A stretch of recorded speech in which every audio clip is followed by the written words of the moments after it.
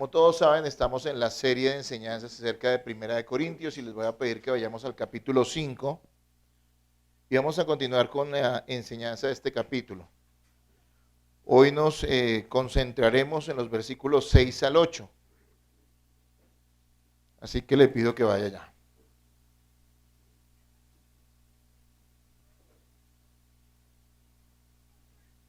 ¿Lo tienen, hermanos? Muy bien.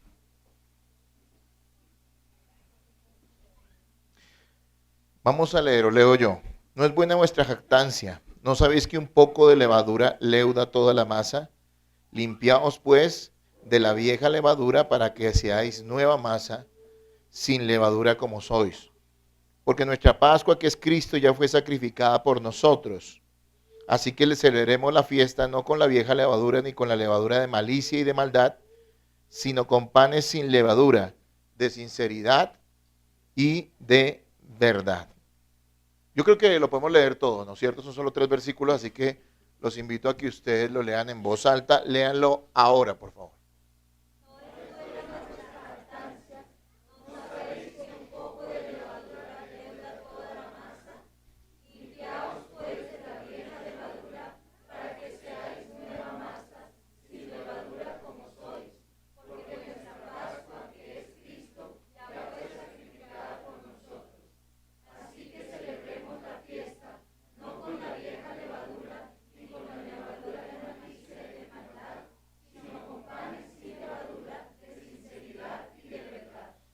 Amados hermanos, estamos viendo el caso de la iglesia de Corinto, que era una iglesia de Cristo, pero una iglesia con muchos problemas a causa de que ellos tenían un amor indebido por la filosofía y la sabiduría de este mundo, y eso había contraído o había traído sobre la congregación muchos problemas. Al llegar al capítulo 5, estamos viendo qué es lo que Pablo les exige a ellos, cómo los corrige para que traten adecuadamente el pecado dentro de la iglesia. Hay una manera correcta de tratar el pecado dentro de la iglesia. Yo les decía que lo que quisiéramos escuchar es que nunca hubiera o que nunca hay dentro de las iglesias problemas, ni dificultades, ni moralidades. Eso es lo que nosotros anhelaríamos escuchar, pero la realidad es que no es así. La realidad es que dentro de la iglesia hay muchos tipos de personas, hay gente salvada, hay gente no salvada, y hay personas que incluso siendo salvas están... son inmaduras, como lo estamos viendo en el capítulo 5, en toda la epístola de Corintios hasta lo que llevamos. Son inmaduras y en ese sentido también a veces ceden al pecado en muchos sentidos. Entonces, amados hermanos, hemos estado viendo cómo en el capítulo 5 nos dice que esta iglesia toleraba el pecado de un hombre incestuoso, ¿sí? Un hombre que estaba conviviendo con su madrastra. Y Pablo les recrimina eso, ¿sí? Y les dice que esto es algo que incluso los incrédulos rechazan, pero que parece que ellos lo están tolerando sin ningún problema. Pablo les dice que ellos deberían estarse lamentando y arrepentirse de permitir que eso suceda en medio de la iglesia. En la enseñanza de hace 8 días vimos cómo Pablo dictó sentencia con la autoridad que él tiene como apóstol y que la palabra de Dios tiene, porque todo lo podemos juzgar a la luz de la palabra de Dios, da una sentencia a este hombre y les dice que lo que ellos tienen que hacer es excomulgarlo, sacarlo de la iglesia unida, de acuerdo a la sentencia que este hombre, que este apóstol ha dado a ese caso, debe la iglesia ejecutar esta sentencia. ¿Y cuál es esa sentencia?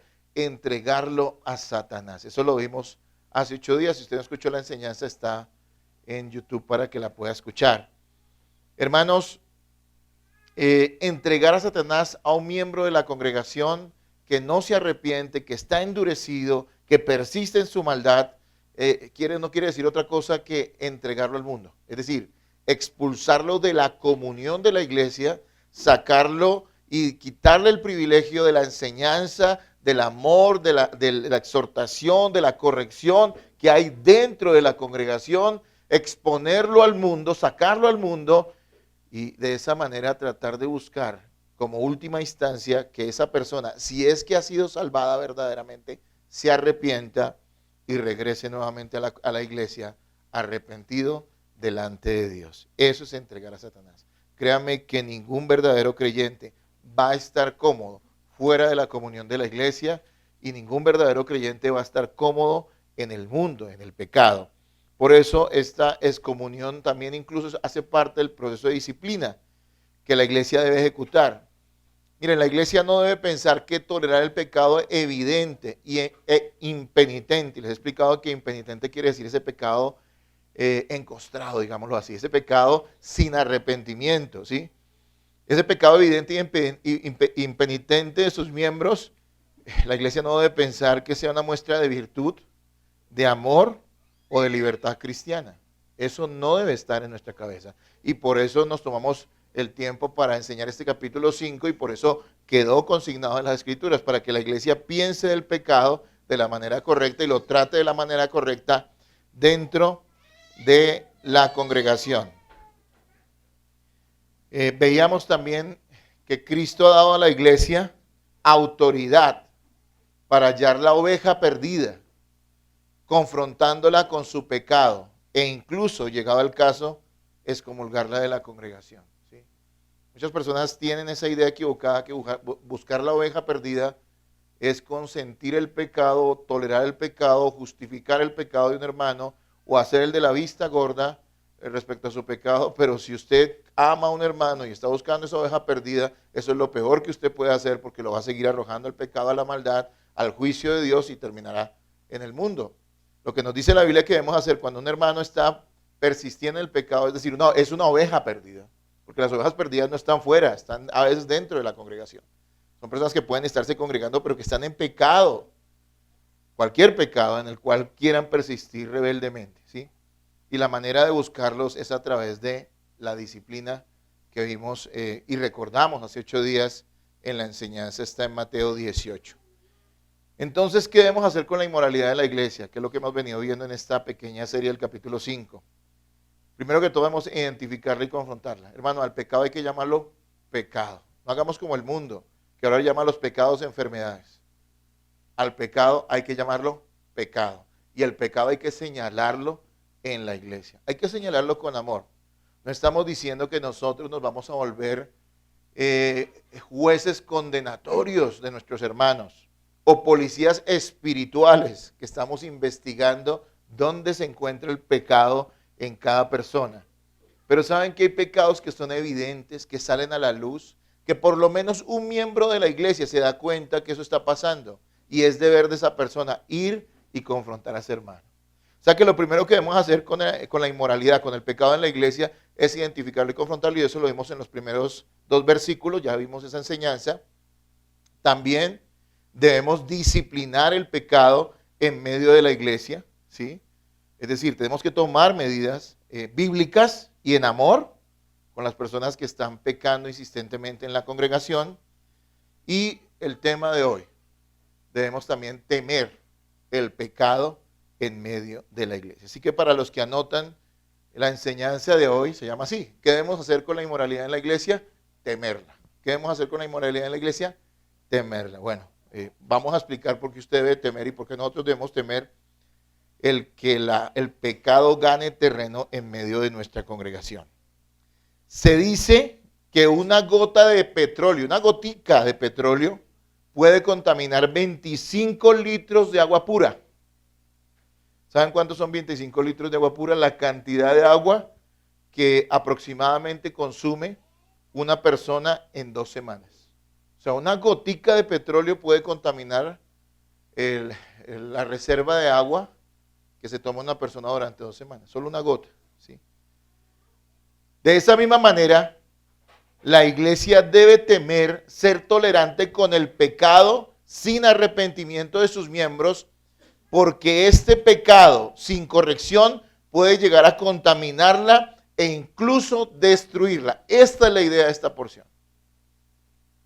La iglesia debe temer el pecado en medio de ella, porque el pecado no se va a quedar solo en el pecador, sino que ese pecador va a contaminar al resto de la congregación. Y eso nos va a quedar claro en la figura que usa Pablo hoy de la levadura y de la masa.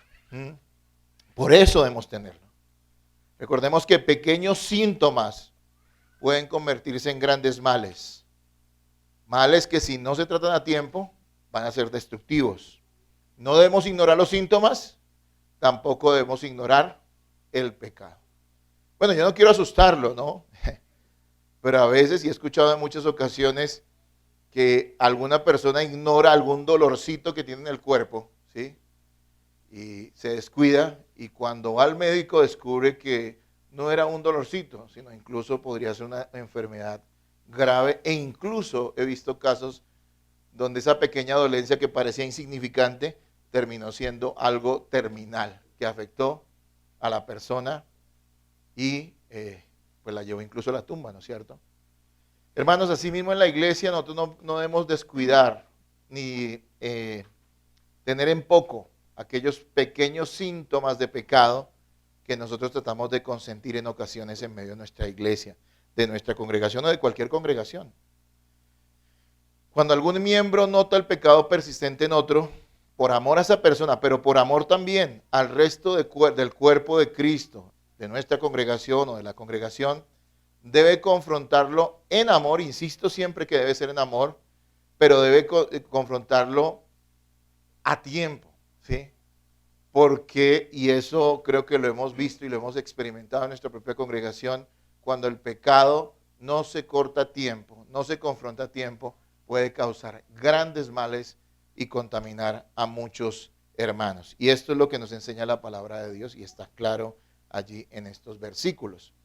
Entonces, teniendo esto en mente, teniendo claro que hay una exhortación para nosotros, todos los cristianos que pertenecemos a una congregación, que debemos tener cuidado con el pecado en medio de nuestra iglesia, porque ese pecado que toleramos, que queremos a veces hacer la vista gorda respecto a él, que nos parece tan insignificante, pero que sigue siendo un pecado constante e impenitente de un hermano, debemos corregirlo porque, hermanos, puede llegar a contaminar e incluso destruir a una congregación. Y en tantos años de estar en el Evangelio, quiero decirles, hermanos, que he sido testigo en la distancia, gracias a Dios no me ha tocado estar en una congregación que haya sucedido eso, de congregaciones que terminaron siendo destruidas por el pecado o por el capricho de un miembro, que comenzó en un miembro, que se extendió a muchos más y que terminó destruyendo, dividiendo y haciendo mucho daño a una congregación.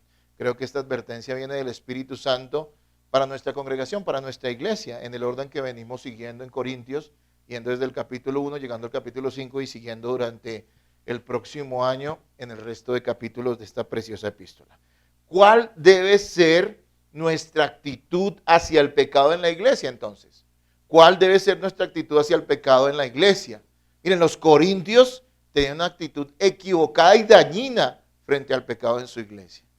Cualquiera correría al lado de su hijo a corregirlo si lo viera jugando con fuego, si lo viera jugando en la estufa, ¿no es cierto? Su hijo pequeño. Cualquiera llegaría, iría y correría y le advertiría e incluso lo castigaría, porque sabe que él se puede quemar. Pero si alguien ve a su niño jugando con fuego y no hace nada, bueno, es un pésimo padre, sin duda, pero también demostraría que no tiene ningún interés por ese niño, ningún amor por él. Los corintios tenían esa actitud dañina. A ellos les parecía que era muy tolerante y de mente abierta y que demostraban el gran amor de Cristo, permitiendo que esa persona que estaba viviendo en un pecado terrible y que incluso los incrédulos alrededor de la iglesia juzgaban porque sabían que eso estaba mal, el hecho de que un hombre estuviera conviviendo con su madrastra, ellos lo permitían y les parecía tan normal y ellos estaban jugando con fuego. Y esto podría llegar a dañar gravemente a su congregación. Hermanos amados, estemos atentos a lo que la palabra de Dios nos dice.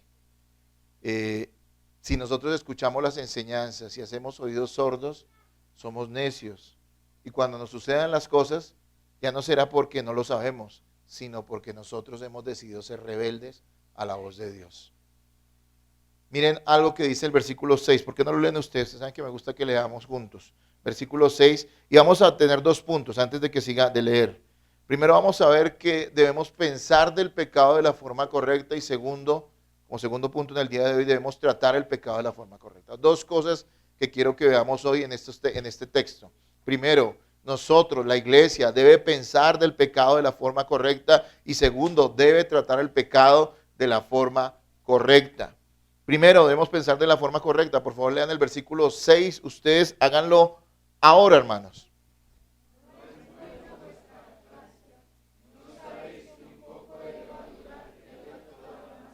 Amén. Miren la palabra que usa al principio. No es buena vuestra jactancia. Ya la usó anteriormente. Ellos estaban dormidos. De hecho, ni siquiera dormidos frente al pecado. Se jactaban. Hoy parece escuchar uno esas mismas afirmaciones en algunos creyentes, ¿no? No, esta es una iglesia donde aceptamos a todo el mundo como venga y como quiera vivir. Ahora, yo les aclaro algo. A una iglesia cristiana es bienvenido todo el mundo como venga. Pero le vamos a predicar la palabra y él tiene que arrepentirse, confiar en Jesucristo y caminar con el Señor. No vamos a decir que aquí Dios acepta cualquier estilo de vida en los miembros de la iglesia. No. Hay un estilo de vida que está marcado claramente en las Escrituras y que es el que debe seguir un verdadero cristiano. Y es el que la iglesia debe estar evaluando en cada uno de sus miembros, porque para eso tiene autoridad la congregación del Señor, la iglesia del Señor. ¿Cómo se podían ellos jactar si tenían este pecado en medio de la iglesia? ¿Cómo podían jactarse? ¿Cómo podían decir, uy, estamos bien? Bueno, al fin y al cabo somos muy progresistas. ¿Cómo podían ellos jactarse de eso? Bueno, había pasado algo que nos puede pasar a nosotros y que creo que en alguna medida todas las iglesias en algún momento nos pasa y tenemos que pellizcarnos, hermanos. Ellos habían olvidado a propósito quién es Dios y cuál es la gravedad del pecado. Y mire que cuando venimos a la iglesia y se nos empieza a enseñar bien la palabra, hablamos del carácter de Dios, de los atributos de Dios, sentimos temor de la santidad de Dios, sentimos temor de la grandeza de Dios, sentimos temor de la perfección de Dios, pero nos pasa algo, y es que empezamos a olvidar y empezamos a relajarnos. Yo lo he dicho muchas veces de esta manera, empezamos a tener una familiaridad nociva con la santidad de Dios. Y entonces antiguamente temíamos pecar porque sabíamos que el Dios Santo, nuestro Padre, tiene sus ojos sobre nuestras vidas. Pero al pasar el tiempo nos empezamos a relajar. Incluso se nota a veces en la actitud en el culto. Cuando llegamos a Cristo teníamos un temor de estar pendientes allí de lo que se enseñaba, de cantar, de llegar temprano. Después con el tiempo vamos perdiendo eso. Y nosotros debemos pellizcarnos. Eso nos puede pasar a todos. Hermanos, eso le estaba pasando a los corintios. Y nosotros debemos tomar su ejemplo para no hacer lo que ellos hacían. Miren, cuando digo que ignoraban a propósito es porque ellos ya sabían. Es que Pablo les había instruido. Ellos no podían decir, no sabemos que Dios es santo. Pablo los había enseñado. Los demás discípulos, los demás maestros que habían tenido les habían enseñado la santidad de Dios, pero ellos la habían ignorado. ¿Sí? Ignoraban a propósito la santidad de Dios. Siempre que se acepta el pecado, se menosprecia la santidad de Dios. Nadie puede decir que exalta el pecado y exalta la santidad de Dios. Esto es completamente contrario.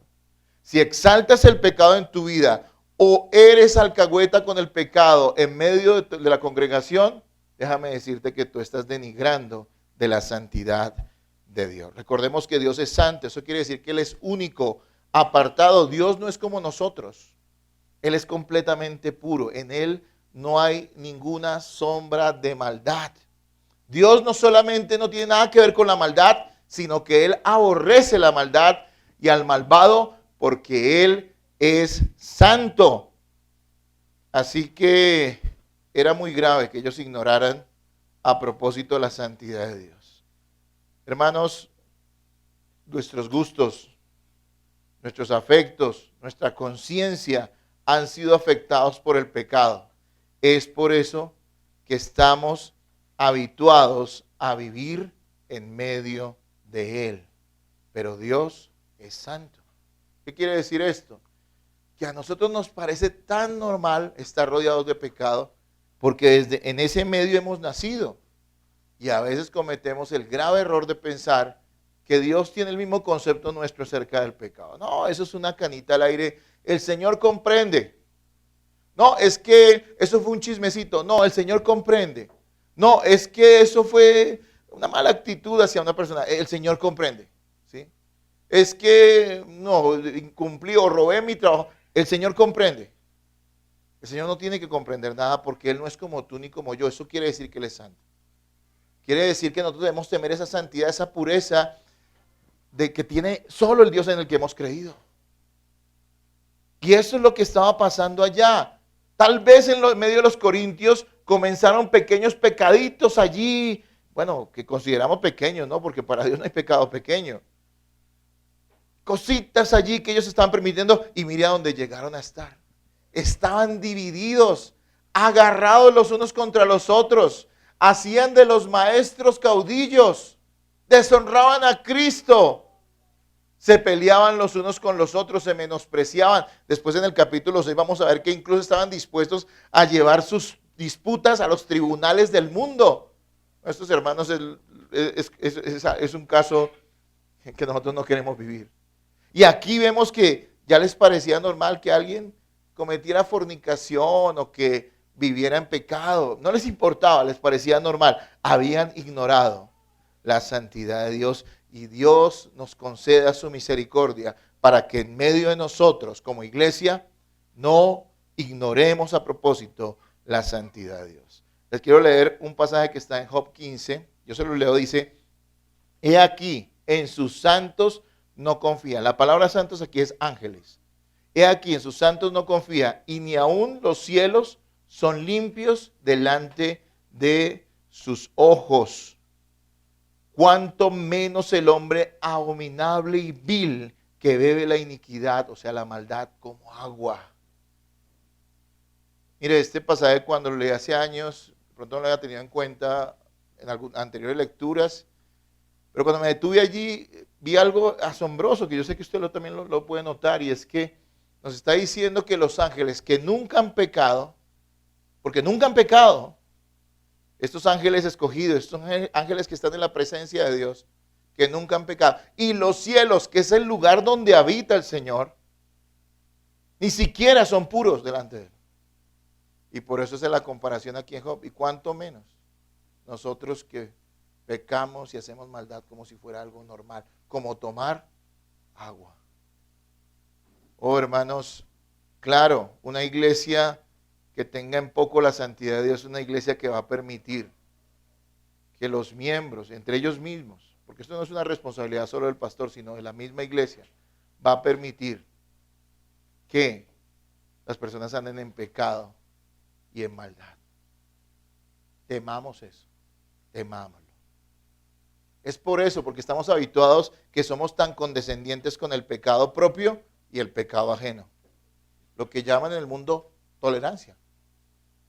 Ignorando la santidad de Dios, pero otra cosa, ignorando el sacrificio de Cristo en la cruz. Es que lo que nos va a decir aquí y lo que nos dice la palabra es que el sacrificio de Cristo nos debe a nosotros guiar a vivir una vida santa, porque no podemos menospreciar ese sacrificio perfecto, cruento, grande que el Señor hizo por nosotros en la cruz. Es como si alguien paga una deuda inmensa por ti, una deuda que tú jamás podrías pagar. Y después de que esa persona la paga, sabiendo tú que estabas en peligro de perderlo todo, incluso tal vez tu vida por la deuda que tenías, otra vez volvieras a endeudarte para comprar una tontería. Nosotros, hermanos, hemos sido salvados por la sangre de Cristo, pero eso nos debe llevar, amados hermanos, a vivir en santidad, no a ignorar la santificación o la santidad de Dios. Miren, cuando nosotros nos habituamos a este tipo de cosas, uno ve casos como los siguientes.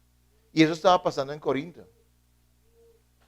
Incluso podemos llegar a ver miembros de una iglesia colocándose a favor de pecadores endurecidos y oponiéndose a la palabra y a su propia congregación. Eso es un caso que pasa, yo creo, en todas las congregaciones. Siempre que se le llama la atención a algún hermano o hay que hacer un proceso disciplinario con él, siempre que algún hermano tiene la sensatez de corregir a otro, ¿sí? Siempre que eso pasa, hay personas que se van a poner del lado del pecador, aunque reconozcan o sepan que está mal. No importa que vayan en contra de la Escritura, no importa que vayan en contra de su propia congregación, van a estar dispuestos a ponerse del lado del pecador. Y eso es porque esas personas tampoco tienen una conciencia clara o han querido ignorar más bien la santidad de Dios que está en medio de su iglesia. Sí, hermanos, eso lo hemos visto. Gente poniéndose del lado del pecador. Y no faltan los hermanos que empiezan a consolar a esta persona endurecida y le están haciendo un gran daño porque en vez de toda la iglesia decir amén, disciplinamos a este hermano para que se arrepienta, estos hermanitos sinvergüenzas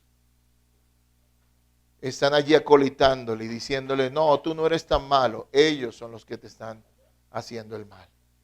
Y soy claro con las cosas, lo he vivido y lo he visto muchas veces a lo largo de muchos años en el Evangelio. Queremos que eso no pase en medio de nuestra congregación, esperamos que eso no pase en medio de nuestra congregación. Otra cosa que ellos ignoraban, hermanos, era la gravedad del pecado. Y vuelvo les digo, era una ignorancia a propósito, no era una ignorancia por ignorancia. Mire, ellos sabían, pero se hacían los de la vista gorda. Ignoraban a propósito la gravedad del pecado. Menospreciaban el efecto corrosivo y dañino que tiene el pecado. Es que al pecado no se le puede dar ventaja. ¿Qué pasa si usted deja algo metálico, un mueble metálico, no sé qué metálico, lo deja a la intemperie, a la lluvia, al sol? ¿Qué va a pasar con él? Bueno, sí, se oxida si no está preparado, tiene esa pintura especial antioxidante, bueno, en fin. ¿Qué pasa? Se oxida y el óxido termina. ¿O qué pasa en una casa donde hay humedad? La gente dice, no, eso ahí lo tapamos con pintura, pero ¿qué pasa? Que va creciendo esa humedad y al final, ¿qué pasa? La casa se viene al piso, tarde que temprano. Lo mismo pasa con el pecado en medio de la iglesia. El pecado tolerado. Ellos ignoraban a propósito el efecto corrosivo y dañino. Es que a veces pensamos que el hermano que está persistentemente en sus pecados, que tiene una mala actitud hacia los demás, que está allí sembrando discordia entre hermanos, el que tiene algún pecado que se ha hecho evidente para la congregación y no se quiere arrepentir, va a quedar solo en él. Y lo que Pablo nos está diciendo aquí es que no va a quedar solo en él, sino que se va a extender ¿a dónde? Al resto de la congregación. Y yo quiero que hoy les quede claro esto, hermanos, porque debemos velar por nuestra congregación. Porque podemos permitir que se destruya. Así la gracia de Dios esté con nosotros. Somos responsables de estas cosas. ¿Qué figura usa Pablo? Versículo 6. Vuélvanlo a leer, por favor, les ruego. Léanlo nuevamente. ¿Qué dice?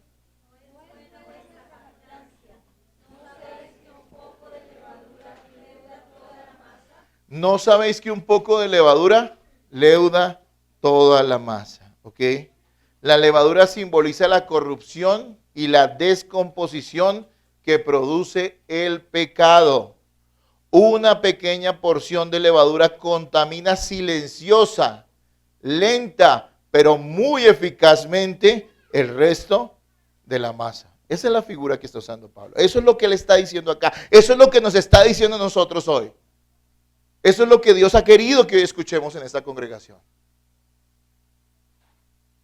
Hermanos, la levadura, para aclararles, ¿no? Para que lo tengan claro si alguno no lo sabe, la levadura es un hongo que produce fermentación. ¿Qué es fermentación? Es decir, descomposición, el cual, si se le da el uso adecuado en panadería, es útil para hacer que el pan se infle. Es decir, agranda las dimensiones de la masa y le da un sabor especial. En la Biblia se usa muchas veces como símbolo de la corrupción del pecado. ¿Qué pasaba? En esa época las personas hacían el pan, la mayoría hacía el pan en sus casas. Entonces, antes de meter la masa al horno, sacaban una pequeña porción, un pellizco, y lo dejaban en agua. ¿Para qué? Para que en la próxima hornada de pan pusieran esa antigua masa que ya era una levadura y contaminar el pan, digámoslo en los buenos términos, porque allí no es algo que le hiciera daño al cuerpo humano, y se inflara, agrandara las dimensiones de la masa. Amados hermanos, de esa misma manera, pecados pequeños o que parecen normales, entre comillas, y que tratan de pasar desapercibidos entre nosotros, pueden llegar a causar grandes males en la iglesia. Mira la figura que está usando y se la repito. Está usando la figura de la levadura. La levadura lo que hace es fermentar el resto de la masa, contaminarla, digámoslo así. Pablo está diciendo, no acepten el pecado en medio de ustedes, no acepten a ese pecador, porque recuerden que una pequeña porción de levadura leuda, o sea, contamina el resto de la masa. Esa es la advertencia de Dios para las iglesias.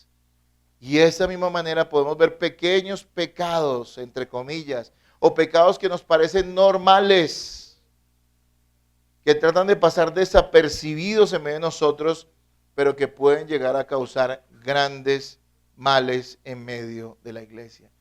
Hermanos, un altercado sin reconciliación,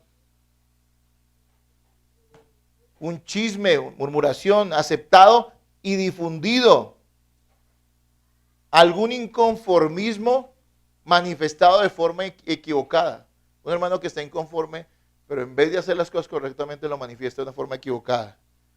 Aceptar la deshonestidad entre nosotros, la tolerancia de una falsa doctrina o la mala actitud de algún miembro hacia los demás hermanos. Todo esto son ejemplos de cosas que parecen pequeñas inicialmente, pero que terminan afectando al resto de la congregación. Yo no sé si nosotros no obedecemos la palabra y no escuchamos y cada uno está atento a estas cosas y ayuda a cuidar la congregación, después no lloremos por las consecuencias que puedan venir y el daño que se le hagan a personas que si en algún momento se les hubiera corregido, no hubieran hecho ese daño, no se hubieran hecho ese daño a ellos ni tampoco a los demás. Hermanos, esa es nuestra realidad. Eso es lo que nos está diciendo hoy. Tengan cuidado, un poco de levadura leuda toda la masa. Así que esa ideología de que es que yo no me meto con nadie porque conmigo nadie se meta y dejemos así porque yo prefiero tenerlo de amigo, eso no viene de parte de Dios. Es una postura diabólica, hermanos, que va a ayudar a destruir la iglesia. Amén. Veamos nuestro segundo punto. Primero que todo les dije que debemos pensar del pecado de la forma correcta. Hay gente en la iglesia que piensa que ciertos pecados son normales y que tienen justificación y que cuando una persona es rebelde o actúa de una manera inmoral, pues tiene justificaciones y razones y bueno, eso quiere decir que usted tiene un pensamiento equivocado y extraviado, no bíblico respecto al pecado. Pero la iglesia no puede seguir ese pensamiento. La iglesia tiene que tener cuidado de eso. Primero, debemos pensar del pecado de la manera correcta. Segundo, debemos tratar el pecado de la forma correcta. Versículos 7 y 8. ¿Y por qué no lo leen ustedes? Me hacen el favor, hermanos, para que participemos. Léanlo ahora.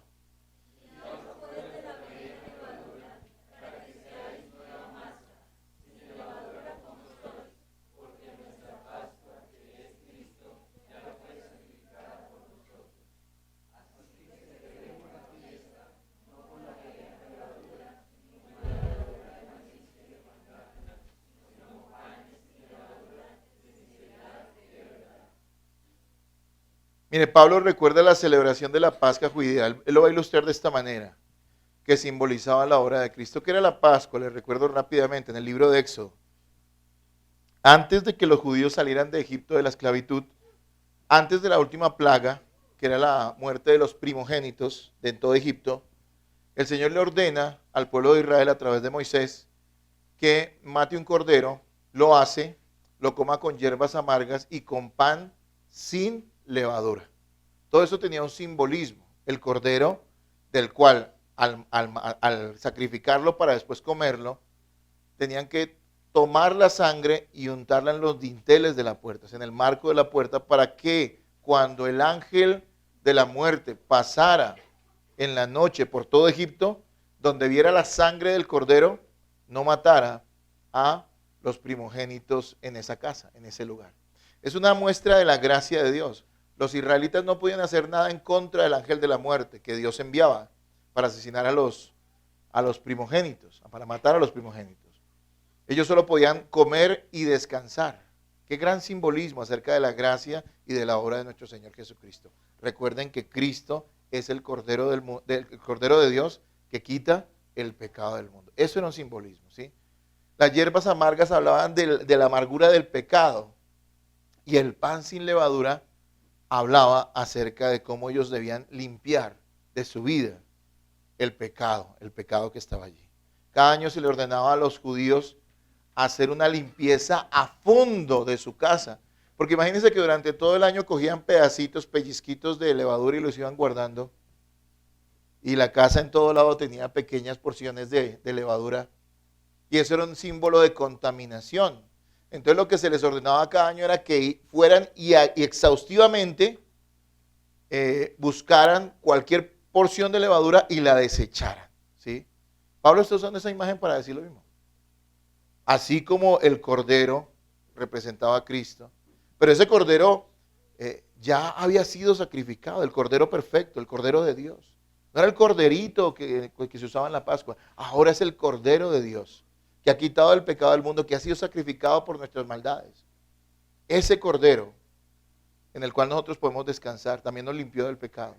Y nosotros debemos también limpiarnos de él. Así como los judíos tenían cada año que limpiar sus casas de este tipo de impurezas, como la levadura, nosotros debemos limpiar. Y miren, lo que voy a decir ahora y la enseñanza que viene dentro de 8 días es también de este mismo tono. No puede ser suavizada. Es que hay cosas que no pueden ser suavizadas. O sea, es decir, eso es lo que está diciendo la Escritura y eso es lo que debemos enseñar. La imagen que Pablo está usando en su contexto le está diciendo lo siguiente, ¿saben qué? Así como los judíos tenían que en la Pascua sacar, expulsar, sacar de su vida todo aquello, de su casa, perdón, todo lo que pueda contaminarlos. Así mismo usted tiene que coger a ese hombre que está en pecado y sacarlo de su congregación para que no los contamine el resto. Lo que el apóstol quiere decir es que así como los judíos se deshacían de la levadura de su casa, ellos deberían deshacerse del pecado en medio de ellos. No hay manera de suavizar eso. Entre 8 días nos va a decir la palabra en los últimos versículos de este capítulo, nos va a decir, no se junten con los que se llaman hermanos, pero son fornicarios, ni tampoco practican otros pecados sin arrepentimiento, ni siquiera coman con ellos. ¿Hay manera de suavizar eso? Pero es la Escritura. Obvio, sabemos que hay un proceso, sabemos que eso no se debe hacer a la ligera, lo entendemos. Sabemos que eso no es un deporte aquí, yo no como con usted porque es que usted, no. Sabemos que esto es de acuerdo a un proceso, pero sí es clara la Escritura y no hay forma de suavizarlo. Pablo está diciendo y el Espíritu Santo está diciendo a la iglesia a través de Pablo, tengan cuidado, un poco de levadura, leuda toda la masa.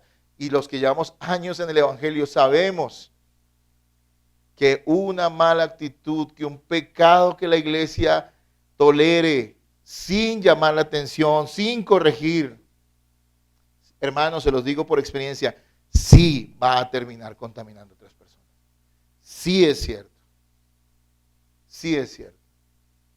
Los pastores y los hermanos de la iglesia, por amor al hermano que ha caído, pero también por amor a la iglesia, debe despojarse de sus propios intereses, debe despojarse de sus propias vergüenzas, de decir, no, yo prefiero que esta persona no se ponga brava conmigo. Y tenemos que decir las cosas, hermano, no hay nada que hacer. Y ya le voy dando una aplicación a todo esto. Sí, hay gente que no le gusta estas cosas, pero ¿qué hacemos?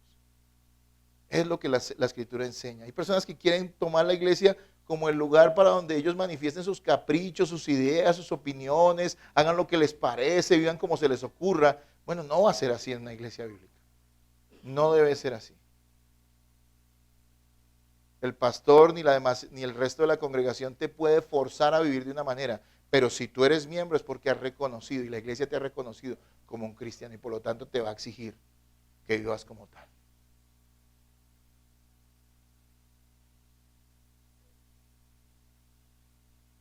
Cristo es nuestra Pascua.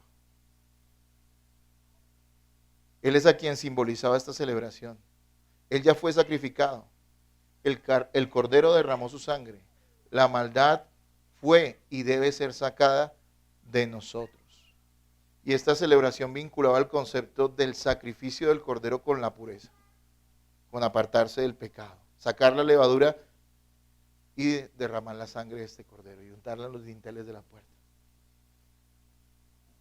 Hermanos amados, ya les dije que lo que el apóstol quiere decir es que así como los judíos expulsaban o sacaban la levadura de su casa, debían deshacerse, porque ese es el contexto y está claro allí, de este pecador en medio de ellos.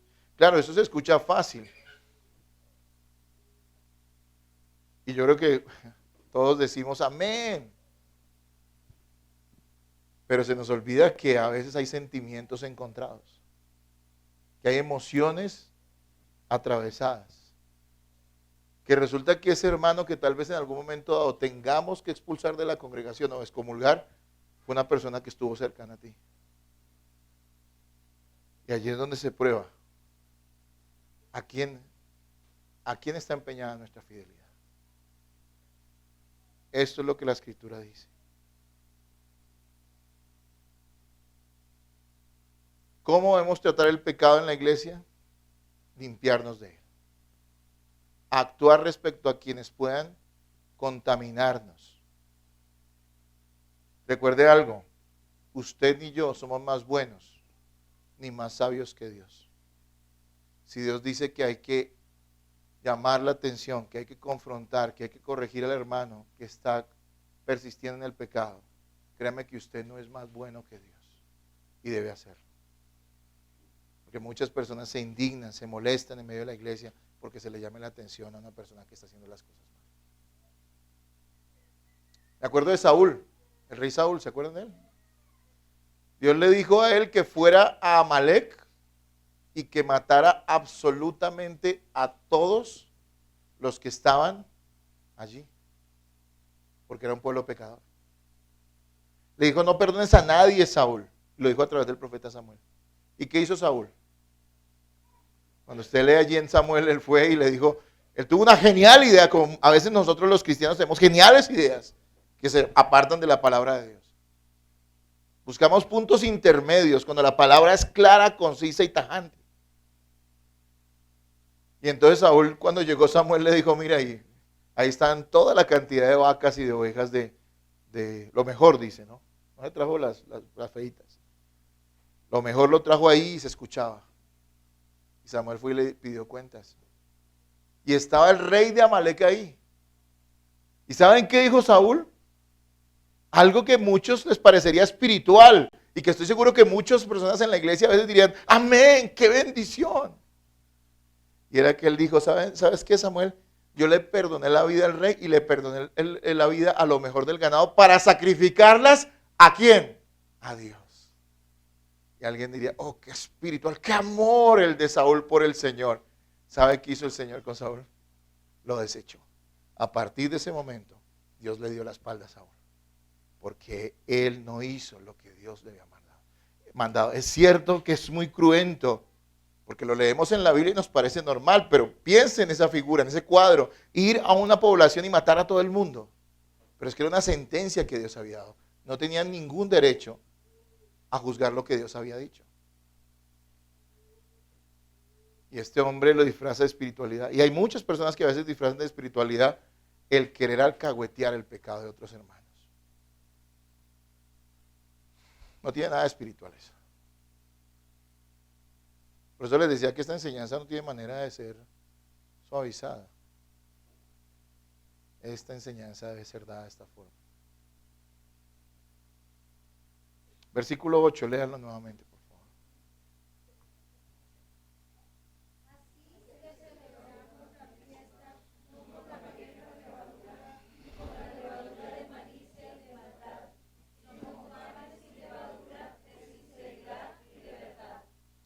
Miren, dice celebrar nuestra fiesta. ¿Cuál fiesta es? Bueno, está tomando de ejemplo la Pascua, ¿no? Pero aquí no está hablando de esa celebración judía. Lo que él está diciendo es que ahora hay una nueva Pascua para nosotros. Ya Cristo, el Cordero, fue sacrificado. Está diciendo que esa celebración, esa fiesta, es nuestra nueva vida en Cristo. Pero ¿cómo debemos vivirla? Desechando el pecado y viviendo en comunidad como lo que somos, santos en Cristo. Leo lo que dice un comentario. Dice, para los judíos la levadura siempre fue símbolo de pecado y corrupción. De modo que antes de la Pascua siempre limpiaban sus casas para eliminar todo vestigio de levadura. Los cristianos deben tener la misma actitud. No debemos permitirnos que la levadura del pecado crezca en silencio en la iglesia y genere problemas y vergüenza. Cristo murió por nosotros, no para hacernos como el mundo, sino para hacernos semejantes a Dios. Pablo le está diciendo, mire, si ahora ya hemos sido limpiados por la sangre del bendito Cordero que es Cristo, ¿por qué vamos a persistir en permitir el pecado en nuestras vidas? Obviamente ante todo, pero también permitir que en medio de nuestras comunidades como cristianos, las iglesias que son de Cristo, el pecado tome ventaja y se vea como algo normal. Oh, amados hermanos, estos tipos de enseñanzas de las Escrituras generan a veces mucha rebeldía en algunos corazones, pero no estamos ignorando lo que dice un hombre, sino lo que dice la palabra de Dios. Y cualquier persona que estudie estos pasajes y todo el capítulo 5 se dará cuenta que lo que está diciendo es lo que yo les estoy diciendo en este momento. Disciplinen el pecado, porque es pecado que es tolerado en medio de la iglesia sin arrepentimiento. Ese va a causar destrucción y contaminación al resto de la iglesia. Y eso no es responsabilidad solo del pastor, es responsabilidad de cada uno de los miembros de la iglesia. Es así, hay cosas que como pastor uno no se entera o no sabe. La gente con quién trata de parecer más santo, le pregunto yo en medio de la iglesia. ¿Con quién? Con el pastor. Y sin embargo no termina dándose cuenta de las cosas, a veces. Pero resulta que frente a otras personas de la iglesia a veces salen a la luz muchas cosas. Y es cuando nosotros, no con un espíritu inquisitivo, ¿no?, de querer hacer daño al hermano, no, de ninguna manera. Pero con mucho amor y respeto y ante todo personalmente. Y después públicamente, en la medida en que esta persona no se arrepienta, debemos aplicar la disciplina del Señor. Iglesia Bíblica del Norte, queremos que nuestra iglesia pueda existir durante mucho tiempo para dar gloria a Cristo. Tomemos el consejo de la palabra.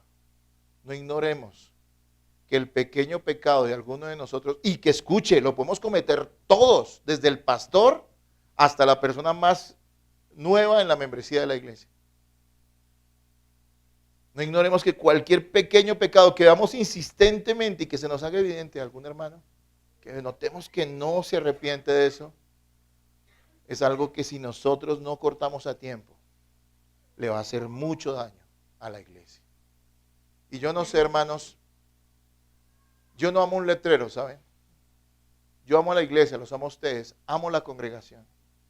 Creo que si usted ama la congregación, como debe ser en el caso de todo cristiano, usted va a querer que la iglesia no sea afectada por el pecado del capricho o el endurecimiento de algún hermano. De hecho, por esa misma persona debemos nosotros limpiarnos de la levadura. Limpiarnos de la levadura. La razón por la cual debemos ser diligentes en aplicar la disciplina bíblica es porque el pecado tolerado puede llegar a contaminar toda la iglesia. Cristo es nuestra Pascua, el sacrificio que nos ha limpiado del pecado. Es por Él, por Cristo, que debemos limpiarnos personal y congregacionalmente, constantemente. Porque esto no fue que sucedió una vez, sino que va a estar constantemente ese tipo de cosas en medio de nosotros y debemos estar como los judíos hacían en la Pascua, revisando y sacando toda esa levadura que pueda llegar a contaminar al resto.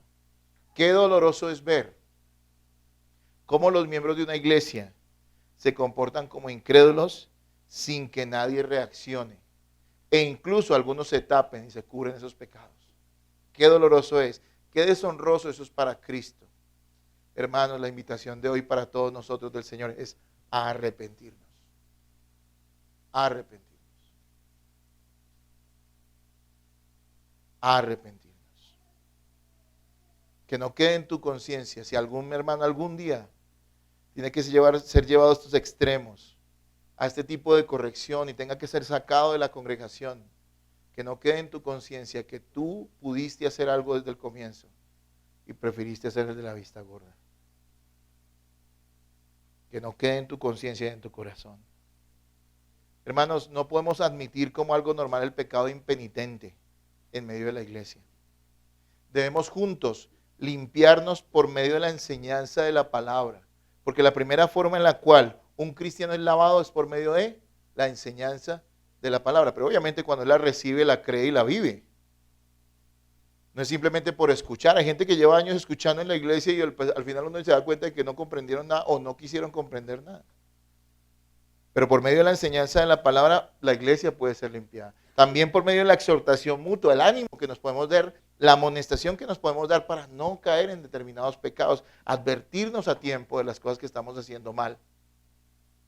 También aplicando la disciplina bíblica o incluso llegado el caso de ser necesario a través de la excomunión. Amados hermanos, en las manos de todos nosotros, los cristianos, y especialmente aquellos que son miembros de la iglesia, está el hecho de que la congregación esté libre de levadura. Si usted acepta, ignora el pecado de un hermano, si usted es el que riega los rumores o contamina a otros con sus insatisfacciones, hermano, usted está pecando. Haciendo cosas que de una u otra manera puedan afectar al resto de los hermanos o puedan afectar su vida, pero que de todas maneras son un mal ejemplo para los demás. Hermano, es tiempo de arrepentir. Miren, el Señor nos lo está diciendo hoy, ¿por qué? Porque quiere que nos arrepintamos a tiempo. Esto no es para juicio, hay gracia para nosotros. Recordemos que hay gracia. Cuando Dios advierte es porque quiere que corrijamos el camino. No que lleguemos a un punto donde tengamos que decir ya no más. O tengamos que tomar una medida con el hermano. Hoy es el día, amados hermanos, hoy es el día de que juntos corrijamos esto en nuestra congregación. Y hemos pecado en esto, es que lo hemos hecho. Tenemos que reconocerlo. Pero bueno, Dios ha tenido gracia con nosotros y hoy nuevamente nos está advirtiendo que no podemos permitir ninguno que la levadura leude esa nueva masa que somos nosotros en Cristo Jesús. Que así sea. Tema el pecado en la iglesia sin arrepentimiento, porque este va a traer ruina sobre el resto de la congregación. Cortémoslo. El Señor estará con nosotros. Así el pecador que le corrijamos no esté con nosotros, nos odie. Hermano, no importa. Pero el Señor estará contigo. Amén. Y la iglesia estará contigo. Amén. No importa que te odie. Haz lo correcto. Amén.